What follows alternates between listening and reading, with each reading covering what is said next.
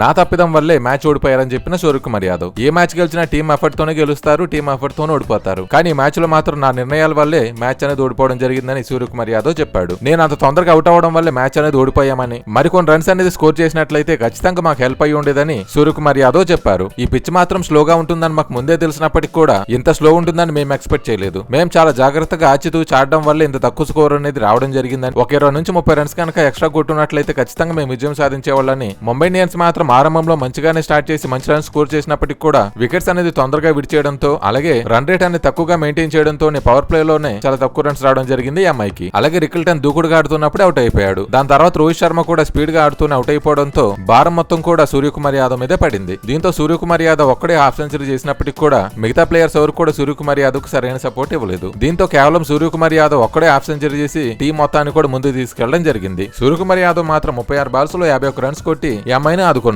దాని తర్వాత వచ్చిన యందీర్ మాత్రం 21 బాల్స్ లో 28 రన్స్ కొట్టి కాస్త సూర్యకుమార్ యాదవ్ కి ఉపశమనం కలిగించాడని చెప్పొచ్చు. దీంతో ఈ అమ్మాయి అనేది ఒక గుడ్ టోటల్ అనేది చేయడం జరిగింది. ఈ అమ్మాయి మాత్రం 20 ఓవర్లకు గాను 160 రన్స్ చేశారు, 6 వికెట్ల నష్టానికి. 163 రన్స్ టార్గెట్ తో వచ్చిన ఢిల్లీ మాత్రం ఆరంభంలోని 2 వికెట్లు త్వరగా కోల్పోవడంతో ఈ అమ్మాయికి మాత్రం పై చేయి సాధించింది. కానీ ఎప్పుడైతే నిశంక అలాగే రిజ్వీ మాత్రం ఆడారో మ్యాచ్ విన్నింగ్ ఇన్నింగ్స్ అయితే ఆడడం జరిగింది. వాళ్ళిద్దరు మాత్రం మ్యాచ్ నిలబెట్టేసి డీసీ మాత్రం గెలవడానికి కీలక పాత్ర పోషించారు. ఇనిషియల్ గా 2 వికెట్లు తీసుకున్న ముంబై మాత్రం టాప్ లో ఉన్నప్పటికీ కూడా ఈ అమ్మాయి బౌలింగ్ చాలా వర్స్ట్ గా ఉండడంతో ఎక్కువ రన్స్ ఇవ్వడమే కాకుండా చాలా లూజ్ బాల్స్ వేసి మరి ఢిల్లీ చేత దగ్గరుండి రన్స్ కొట్టించారు. బౌలింగ్ మాత్రం మంచిగా వేసినట్లయితే ఈ అమ్మాయి మాత్రం చాలా క్లోజ్ గా రావడమే కాకుండా ఈ అమ్మాయి గెలిచే సిచ్యువేషన్ కి వచ్చేది. అలాగే క్రితం మ్యాచ్ లో కూడా మంచి ఇన్నింగ్స్ ఆడిన రిజ్వీ మాత్రం ఈ మ్యాచ్ లో కూడా మంచిగా రాణించాడు. అలాగే నిశంక బ్యాటింగ్ కూడా చాలా మంచిగా చేశారండి. నిశంక ఉన్నంతసేపు కూడా రిజ్వీ పైన భారం పడకుండా తానే దగ్గరుండి చూసుకున్నాడు. ఓవరాల్ గా మాత్రం డీసీ మాత్రం గ్రాండ్ గా విక్టరీ పొందడం జరిగింది. బ్యాక్ టు బ్యాక్ రెండో విక్టరీగా చెప్పొచ్చు డీసీకి. ఓవరాల్ గా మాత్రం డీసీ 11 బాల్ మిగిలి ఉండగానే 164 రన్స్ చేసి గ్రాండ్ విక్టరీ పొందింది డీసీ. దీంతో ఈ అమ్మాయికి మాత్రం ఫస్ట్ మ్యాచ్ లో మంచిగానే బోని కొట్టినప్పటికీ కూడా సెకండ్ మ్యాచ్ లో మాత్రం తడబడుతూ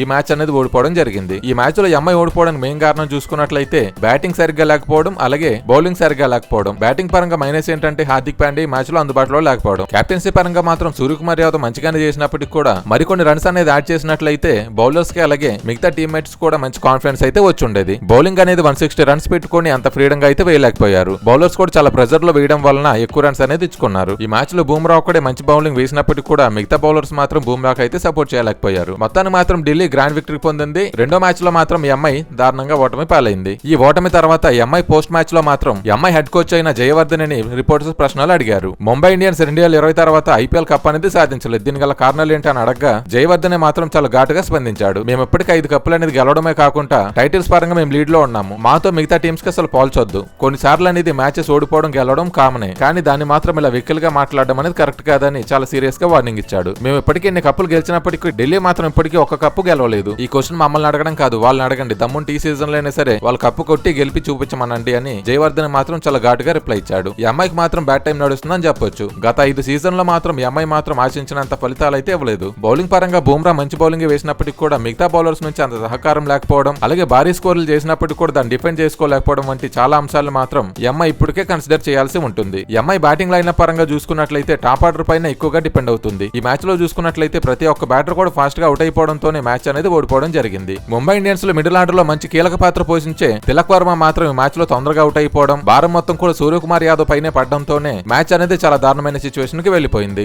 అంతేకాకుండా ఢిల్లీ బౌలర్స్ మాత్రం చాలా మంచి బౌలింగ్ వేయడమే కాకుండా మంచి ప్లానింగ్స్ చేస్తూ మరి వచ్చి వికెట్స్ అనేది తొందరగా తీయడంతోనే ఈ ఘన విజయం అనేది ఢిల్లీకి సొంతమైంది. దీంతో ఈ అమ్మాయి మాత్రం మరింత మ్యాచ్ ప్రాక్టీస్ చేసి వచ్చినట్లయితే ఖచ్చితంగా నెక్స్ట్ మ్యాచ్ లో అయినా సరే గెలుపొందే అవకాశం ఉంది. ఈ ఓటమి తర్వాత మాత్రం ఈ అమ్మాయి ఫ్యాన్స్ అయితే చాలా అసంతృప్తిగా ఉన్నారు. ఒక ఫ్యాన్ అయితే చాలా ఓపెన్ గా చెప్పేయడం జరిగింది. జీటీ కెప్టెన్ గా ఉన్న హార్దిక్ పాండ్యా మాత్రం దగ్గరుండి ఈ అమ్మాయి మరలా తీసుకొచ్చి ముంబై ఇండియన్స్ లో కలిపింది. అప్పటి వరకు చాలా మంచి టీమ్ గా ఉన్న ఈ అమ్మాయి కాస్త పెంట చేశారు. ఎందుకంటే అప్పటి వరకు సూర్యకుమార్ యాదవ్ కెప్టెన్సీ చేయడమే కాకుండా చాలా మంచిగా తీసుకెళ్తున్న టైంలోనే హార్దిక్ పాండ్యాని తీసుకొచ్చి కెప్టెన్ చేయడం, సూర్యకుమార్ యాదవ్ అలాగే రోహిత్ శర్మని మాత్రం చాలా కీలుబొమ్మలుగా వ్యవహరించడంతోనే వాళ్ళిద్దరు సరిగా ఆడటం లేదని ఫ్యాన్స్ మాత్రం చెప్తున్నారు. దీంతో ముంబై ఇండియన్స్ టీమ్ లోనే ప్లేయర్స్ మధ్య గొడవ జరుగుతుందనే విషయాలు బయటకు వస్తున్నాయని చెప్పొచ్చు. ఫ్యాన్స్ మాత్రం ఎలాగున్నప్పటికీ కూడా సూర్యకుమార్ యాదవ్ మాత్రం తప్పంతా నాదేనని, నేను చేసిన తప్పిదం కారణంగా వల్లే అమ్మాయి ఓడిపోయిందని కెప్టెన్ మాత్రం తన పైన తానే నింద వేసుకొని మిగతా ప్లేయర్స్ ని కూడా ఏమనుకుంటా తన మీద తానే నింద వేసుకున్నాడు. ఓవరాల్ గా మాత్రం ఈ అమ్మాయి మాత్రం మంచి ఇన్నింగ్స్ ఆడినప్పటికీ కూడా బౌలింగ్ బాగాలేకపోవడం కారణంగానే ఈ మ్యాచ్ ఓడిపోయిందని తెలుస్తుంది. ఈ అమ్మాయి మాత్రం నెక్స్ట్ మ్యాచ్ కి మంచిగా ప్రాక్టీస్ చేస్తూనే